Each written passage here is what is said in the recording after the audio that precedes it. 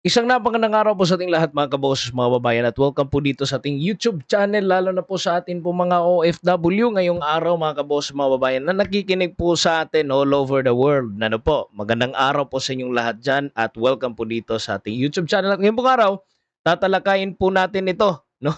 Ito pong pinost mga kaboses, mga babayan ni Attorney Neil Abayon. Kilala nyo naman po siguro si Attorney Neil Abayon mga kaboses, mga babayan. Isa po itong talagang nagva-vlog din na abogado at nagbibigay rin ng mga insights, mga kaboses o mga commentaries no regarding po sa ating sitwasyon po ng politika dito sa bansang Pilipinas. Ngayon po magre-react tayo dito sa kanyang post kasi kung makikita po ninyo, ito po'y galing po sa News 5 no na PubMat mga kabos sa kanila pong news ano po. At meron po siyang caption no. Kinapsyonan po ni Attorney Neil Abayon. Ito po'y pinost po niya sa kanya pong FB page. Paki-like na lang din po kay Attorney Neil Abayon para updated po kayo mga kaboses, mga babayan. Sabi po niya dito, sana ipa-private jet, ipa-private jet mga kaboses, mga babayan para same day delivery daw po. Ano po, mga kaboses, mga babayan, same day delivery. Kasi alam naman po natin kung gaano po natin ngayon kakailangan itong si Zaldico, mga kaboses, mga kababayan, lalo na po no sa pagbibigay po ng impormasyon no na siya po magiging susi no sa issue po ng korupsyon at niyagyag na po niya no ito pong si Presidente Bongbong Marcos Jr. at si House Speaker former House Speaker Martin Romualdez, mga kabos, mga babayan, regarding po doon sa mali-malitang pera. Ano po, at para po yan ay mas mabigyan po ng talaga pong ano mga kabos, mga bayan, lakas, yun pong kanya pong mga testimonya nung nag-vlog siya mga kabos, mga bayan, habang nagtatago po siya abroad, eh tayo po yung nagiging excited para po mas lalo pa po nating makita kung ano ba talaga yung katotohanan. At sinabi po ni Presidente Bongbong Marcos Jr. nung nakaraang araw na ito po'y si Zaldico po ay naaresto raw po sa Czech Republic sa Prague, mga kabos, mga bayan. Ngunit after po nung sinabi po ni Presidente Bongbong Marcos Jr., mga kabos, mga babayan, yung anunsyong iyon, naglabas naman din po ng statement ang Czech Republic, lalo na po sa kanilang Ministry of Justice. Hindi pa pala nila na-confirm, mga kaboses, mga kababayan. At yung Czech Republic, yung Ministry of Justice nila, ay i-confirm pa lang raw po nila, mga kaboses, mga babayan, kung totoo ba yung sinabi po ng Philippine government at yung sinabi po mismo ni Presidente Bongbong Marcos Jr., mga kaboses, mga babayan.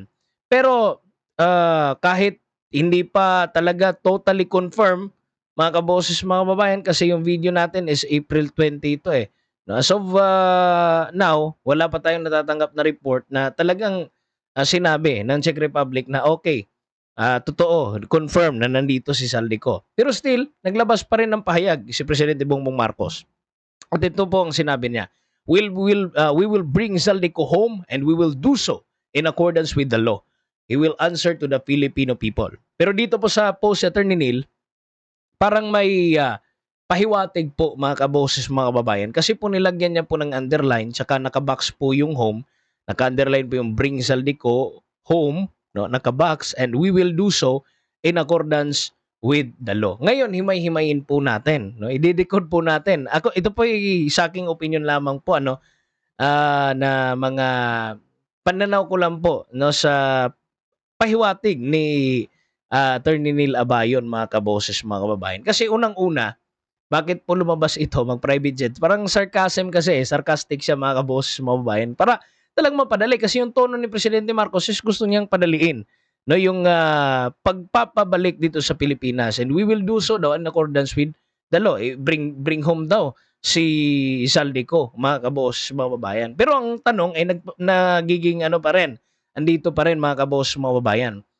Kung totoo na nasa custody talaga siya ng Czech Republic, bakit wala pa pong ano no, nandun pa rin yung question eh kung bakit hanggang ngayon wala pa ring police report na nilalabas, wala pang confirmation mismo galing po sa Czech authorities, mga kaboses, mga babayan. Andun pa rin no, yung transparency issue, mga kaboses, mga kababayan. Kasi alam naman po natin no, na hindi po basta-basta dapat nagbibigay ng impormasyon, lalo na po ang presidente ng bansa, mga kaboses, mga kababayan. Kaya marami pong nagque-question ngayon eh. No? Kasi magkaiba po yung sinabi. Kasi kay Presidente Marcos, confirm na nandun si Zaldico. Pero yung Czech Republic, mga kaboses, mga babayan, yung mismong authorities doon, sinabi nilang for confirmation pa, lalo na po ng Ministry of Justice, mga kaboses, mga babayan. So, kanino tayo makikinig? Ano po? At kung totoo man ang sinabi ni Presidente Bongbong Marcos Jr., sino ba ang kanya pong talagang source, no? Sino po ba ang kanyang source? Bakit niya nalaman na nung time na iyon, nung nakaraang araw, naaresto ito si Zaldico doon sa Czech Republic?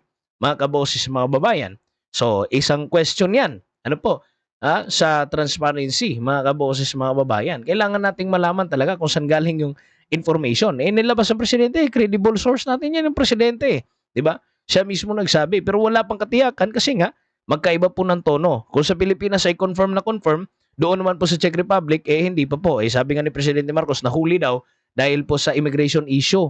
No? Kasi po, may problema po sa kanyang pagpasok doon sa Czech Republic. Sa Prague, mga kaboses, mga babayan. So dito po sa in-underlinan na in accordance with the law, mga kaboses, mga babayan, totoo naman po na may process. Ano po? Pero aminado po tayong lahat. Ano po? No, mga kaboses, mga babayan, na yung process na tinatawag, wala namang batas sa Pilipinas na makapagpapabilis no, ng pag-aresto, pagbalik dito sa bansa, mga kaboses, mga babayan, lalo na po no, ng mga naaresto doon sa ibang bansa, maliban na lamang po no, na mayroong group effort na sinasabi, mga kaboses, mga babayan, kagaya po ng ginawa nila kay Presidente, former President Rodrigo Roa Duterte. Pero kung hindi naman ito si Duterte at lalo na pong kailangan po may delaying tactic, bakit man nila bibilisan? Ano po, mga kaboses, mga babayan? Alam po natin sa bansang Pilipinas, lalo na po sa usaping hustisya, no? Lalo na po na itong kalaban po ni Zaldico, mismong yung gobyerno, mga kaboses, mga babayan. Alam po natin na mahina po ang galaw. No, kaya nga sinabi ni Attorney Neil Abayon, mga kaboses, mga kabayan, nun sa kanyang post, sana ipa-private jet, no? Para same day delivery daw po, mga kaboses, mga kababayan. So isa yan, no? So pwedeng mabigyan po ng mahabang time itong suspect po na si Zaldico, mga kaboses, mga kababayan. At kung may time man, mga kaboses, malaki pa po no ang possibility no kung kaya po nila talagang habulin kasi napakataas po ng proseso kasi mayroon pa pong mayroon pa pong extradition treaty, mga kaboses, mga babayan. So kailangan pa po yang i-process yung mga papeles na iyan. So mayroon pa pong asylum possibility, mga kaboses, mga babayan. Kung makaka-apply po siya ng asylum, hindi na po madali yung pagbabalik dito sa Pilipinas, mga kaboses, mga babayan. Kaya takot rin po yung iba. Baka makauna siya no, ng asylum, no? Baka hindi na nga siya makabalik dito sa bansang Pilipinas, mga kaboses, mga babayan. At isang issue pa na nakikita natin is ito pong narrative control po ng ating gobyerno. Ang presidente, siya po yung una nag-a-announce, siya po nag-frame nitong story kasi hindi naman po ito puputok kung hindi po siya nag-anunsyo, mga kaboses, mga bayan. Napaka-decisive po ng action kahit wala pa pong confirmation doon sa mismong authorities po ng Czech Republic, mga kaboses, mga bayan. Kaya ang nagiging resulta is napakarami po ngayon, mga kaboses, mga kababayan, na mga tao na mukhang wala ng tiwala sa presidente. Yung iba nagda-doubt, yung iba tinatawanan si Presidente Marcos, yung iba nagtatanong, yung iba nagbibigay ng sarcastic na mga post, kagaya po ni Attorney Neil Abayon, mga kaboses, mga kababayan. No? Kasi nagkakaroon na rin ng trust deficit mga kaboses, mga kababayan. Paano ka ngayon, no? Magbi-build ng trust kasi yung trust ini-earn yan, mga kaboses, mga bayan. Alam po natin yan, hindi po ganun kadali talaga magbigay ng trust, lalo na po ngayon, mga kaboses, may pagdududa yung taong bayan. Sinilabas po na statement ni Presidente Bongbong Marcos Jr. Ang pinakatanong, mga kaboses, mga bayan, nasaan po ngayon ang ebidensya ng ating gobyerno na si Zaldico po ay nahuli na? Ano pong status ng kanyang kaso? May timeline ho ba ang ating gobyerno sa pagpapauwi, mga kaboses, mga kababayan? Kasi kung totoo po, mga kaboses, mga kababayan, nandun siya, kailangan po sigurong ipakita, no? Ebidensya. Kasi kung wala pa po, mga kaboses, mga kababayan, huwag niyo pong hayaan no, ng taong bayan ay maghihintay po sa wala, mga kaboses. Di ba po? Ano po yung reaction opinion po ninyo regarding po dito sa usaping ito mga kaboses mga babayan? Please comment po kayo sa baba at babasahin ko po yung mga komento po ninyo. Subscribe, like and share and hit notification bell po mga kaboses mga babayan para updated po kayo sa lahat po ng ating mga uploads mga kaboses mga babayan. Maraming salamat po sa inyo pong pakikinig at panonood dito sa ating programa sa Standpoint Analysis mga kaboses mga babayan. Till next time po sa ating pong next episode mga kaboses. Stay tuned lamang po dito sa ating YouTube channel. Ako po yung nakasama, ito po si Kaboses Wins at ito po ang Standpoint Analysis.